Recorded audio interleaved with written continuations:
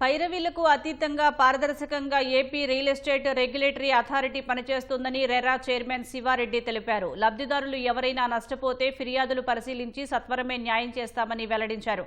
RERA కార్యాలయాన్ని విజయవాడ నుంచి అమరావతిలోని సిఆర్డీఏ ప్రాజెక్టు కార్యాలయం వద్దకు మార్చారు.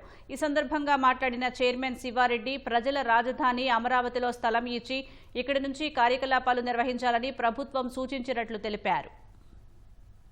ఎవరైతే స్టేక్ హోల్డర్స్ ఉన్నారో వాళ్ళందరికీ ఫ్రెండ్లీగా ఈ రెగ్యులేటర్ అథారిటీ వ్యవహరిస్తూ ఉంది. వాళ్ళు అప్లికేషన్ పెట్టుకున్న అతి కొద్ది సమయంలోనే అన్ని డాక్యుమెంట్స్ కనుక వాళ్ళు సబ్మిట్ చేసిన పక్షంలో ఇమ్మీడియట్ గా వాళ్ళకి నెంబరింగ్ ఇవ్వడం జరుగుతూ ఉంది. ఎవరైతే అథారిటీకి ఎండ్ యూజర్స్ కంప్లైంట్స్ ఇస్తారో వాళ్ళని ప్రతి వారంలో మినిమం 3 సార్లు 4 సార్లు ఒక బెంచి ఏర్పాటు చేసి ఆ గ్రీవెన్సెస్ అన్ని విని వారికి సరైన ఆర్డర్స్ కూడా ఇవ్వటం జరుగుతూ ఉంది. అథారిటీ యాక్ట్ ప్రకారం ప్రమోషన్లో భాగంగా ఈ నెల రేపు 10వ తేదీ నుంచి ప్రతి నెల ఒక జిల్లాని మేము ఎంపిక చేసుకొని పాత ఆంధ్రప్రదేశ్ రాష్ట్రంలో 13 జిల్లాలు ఏవైతే ఉన్నాయో ఒక్కొక్క నెల ఒక్కొక్క జిల్లాకు మేము వెళ్ళి అక్కడ ఉన్న స్టేక్ హోల్డర్స్ అందరినీ పిలిచి ఒక అవేర్నెస్ ప్రోగ్రాం పెట్టడం నిర్ణయం తీసుకున్నాం.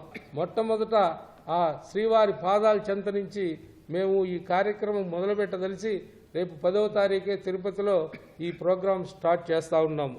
ఎవరైనా సరే ఈ రాష్ట్రంలో ఒక డెవలపర్ దగ్గర కానీ ఒక బిల్డర్ దగ్గర కానీ మోసపోయాము అని చెప్పి కంప్లైంట్ వస్తే రెగ్యులేటర్ అథారిటీ ఖచ్చితంగా తగిన చర్యలు తీసుకుంటుంది.